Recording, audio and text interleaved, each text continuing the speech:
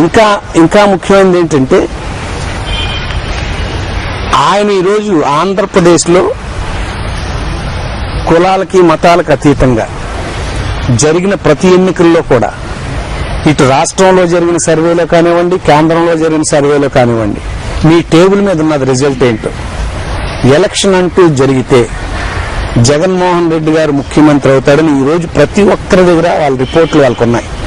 But ఇప్పుడు చెప్తున్నారు వాళ్ళు, నేను గత 3 సంవత్సరాలు బట్టి చెప్తున్నాను, ఆయన కాంగ్రెస్ పార్టీని విడిచి వెళ్లితే కాంగ్రెస్ పార్టీ రాష్ట్రంలో మనుగడ కష్టమని చెప్తే నమ్మల. ఆయన బై ఎలక్షన్లో 5.5 లక్షల మెజార్టీతో గెలుస్తారు అని చెప్తే హేళన చేశారు. మొన్న జరిగినటువంటి 18 బై ఎలక్షన్లో 15 సీట్లు ఖచ్చితంగా ఆయన గెలుస్తారంటే హేళన చేశారు. ఈరోజు తెలంగాణలో కూడా జగన్మోహన్ రెడ్డి అత్యధిక స్థానాలు గెలుస్తారంటే కూడా నమ్మరు, ఎలక్షన్స్ వచ్చిన తర్వాత నమ్ముతారు. సో జగన్మోహన్ రెడ్డి కాంగ్రెస్ పార్టీలో ఎందుకు కలుస్తారని ప్రచారం చేస్తున్నారో వాళ్ళు సమాధానం చెప్పాల్సినటువంటి అవసరం ఉంది. ఆయనకి ప్రజాబలం ఉండి ప్రజాకోర్టులో నిలబడి ప్రజల మధ్యకే వెళ్తానని ఒక పార్లమెంట్ సభ్యుడు అయిన తర్వాత అనేక సంఘటనలు మనం చూసాం. ప్రజాస్వామ్యంలో ఎవరైనా సరే ముఖ్యమంత్రి కావాలని పార్టీ పెట్టుకుని ప్రజల మధ్యకి వెళ్ళడానికి ప్రతి ఒక్కరికి హక్కు ఉంది. జయప్రకాష్ నారాయణ గారు పార్టీ పెట్టారు, ప్రజల మధ్యకి వెళ్తే ఆయన ఒక్కడే గెలిచాడు. ఆ తర్వాత జరిగిన ఎలక్షన్లో ఆయన నియోజకవర్గంలో ఒక కార్పొరేటర్ కూడా గెలవలేదు. చిరంజీవి గారు పార్టీ పెట్టారు, చంద్రబాబు నాయుడు దొంగ అన్నారు, రాజశేఖర రెడ్డి గజ దొంగ పంచులు ఓడగొడతా ఉన్నారు, ప్రజల మధ్యకి వెళ్లారు. ఆయనకేమో 18 సీట్లు వచ్చినాయి. తర్వాత కాంగ్రెస్ పార్టీలో కలిసిపోయేది వేరే విషయం.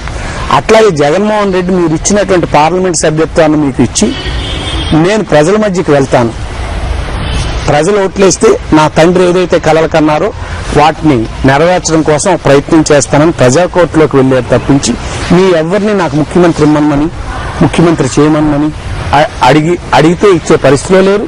ఒకవేళ అడిగినా ఇవ్వలేరు కూడా. అందుకని ప్రజల మధ్యకి పోయినాడు ఆయన. దీంట్లో తప్పేం లేదు. నువ్వు నా పార్టీలో ఉండకపోతే నిన్ను నలిపేస్తాం, నా పార్టీలో ఉంటేనే నీకేదైనా చేస్తాం అనేది ప్రజాస్వామ్యంలో మాత్రం మంచిది కాదని చెప్తున్నాను. మరి ఇంకొక అతి ముఖ్యమైనటువంటి విషయం ఏంటంటే, ఒకవేళ అతని రాజకీయ ప్రత్యర్థులు గాని వేరే వాళ్ళు శ్రేయస్ కోరి ఇతన్ని అణిచివేయాలని ప్రయత్నం చేస్తే వారందరికీ ఒకటి చెప్తున్నాను, మధ్యంతర ఎన్నికలు వస్తాయా 2014లో ఎన్నికలు వస్తాయో ఎవరు ప్రిడిక్షన్ వాళ్ళకున్నా, ఎలక్షన్స్ అంటే ఈ రాష్ట్రంలో వస్తే వైఎస్ఆర్ కాంగ్రెస్ పార్టీ 296 ఎమ్మెల్యే సీట్లకి 42 పార్లమెంట్ సీట్లకి ఏ పార్టీతో పొత్తు లేకుండా ఇక్కడ కంటెస్ట్ చేస్తాను మాత్రం నేను ఖచ్చితంగా చెప్పగలను. అలాంటి భ్రమలు ఏమైనా ఉంటే, అలాంటి ఆలోచనలు ఏమైనా ఉంటే మీ బుర్రలోంచి తీసిమని ఆయన ప్రత్యర్థులకు గాని ఆయనకి వ్యతిరేకంగా పనిచేయాలనుకున్నటువంటి వారికి గాని ఇది కాలం చెప్తాడు. ఎవరితో పొత్తు లేదంటే ఖచ్చితంగా మొత్తం అన్ని పార్లమెంట్ సీట్లకి అన్ని అసెంబ్లీ సీట్లకి ఆయన కంటెస్ట్ చేస్తారు. రెండోది, ఇది పర్సనల్ చెప్పకూడదు కానీ చెప్తున్నాను, కేవీపీ రామచంద్రరావు పూర్తిగా కాంగ్రెస్ మనిషి. ఆయన ఎట్టి పరిస్థితులు అంటే ఎప్పుడు ఎవరి పర్సనల్ విషయాలు నేను టచ్ చేయను కానీ వాళ్ళిద్దరికీ పోడ్చలేనంత అగాధం ఉంది.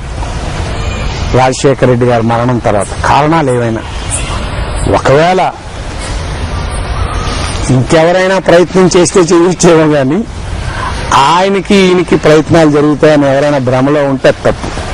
రెండోది, పూర్తిగా సరే నాతో ఆ విషయాన్ని ప్రస్తావించాల్సిన లేదు, మీడియాలో ఎవరి సోర్సెస్ వాళ్ళకు ఉండి వాళ్ళకి ఏదైనా వీలైతే చెప్తే పడదు. నేను జగన్మోహన్ రెడ్డి గారిని ఎప్పుడు కలిసినా అక్కడున్న జవాన్లు కానీ అటెండర్లు కానీ ఒక మాట అంటారు, మీరు ఎప్పుడైనా కలిస్తే ఆయన నవ్వుతారు సార్ అని. నేను ఆయన ఎప్పుడు కలిసినా ఎప్పుడు రాజకీయాలు ఒక గంట కలిస్తే ఒక 10 నిమిషాలు ఏమైనా రాష్ట్ర రాజకీయాల గురించి మాట్లాడతామేమో తప్పించి మిగతా 40-50 నిమిషాలు వ్యక్తిగతంగా మాటలు ఎక్కువ ఉంటాయి మా మధ్యని. మొన్న 3 గంటల సేపు ఉన్నాను నేను, 2 గంటల 15 నిమిషాలు అంతా ఉన్నాం. ఈ 2 గంటల 15 నిమిషాల్లో మిగతా విషయాలు, భార్య పిల్లలు. ఇప్పుడు కాంగ్రెస్ పార్టీతో ఆయన కలవాల్సిన అవసరం ఏంటి? ఆయన పత్రికను మూయించేసినందుక, లేని కేసులు పెట్టి జైల్లో పెట్టినందుక, కుటుంబాన్ని దూరం చేసినందుక, ప్రజల మధ్యన ఓదార్పు యాత్రతో తిరుగుతుంటే అది జరగకుండా అడ్డినందుక, తండ్రి చనిపోయాడు కాబట్టి ఆ మరణ వార్త విని చనిపోయినటువంటి 600 మంది కుటుంబాలకి ఏదైనా సహాయం చేద్దామని ప్రయత్నం చేసినందుక,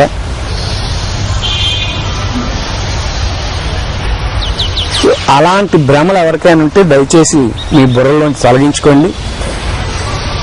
ఎలక్షన్స్ వస్తే మాత్రం వైఎస్ఆర్సీపీ సొంతంగా కంటెస్ట్ చేసి అధికారంలోకి వస్తామని మాత్రం చెప్పదలుచుకున్నాను.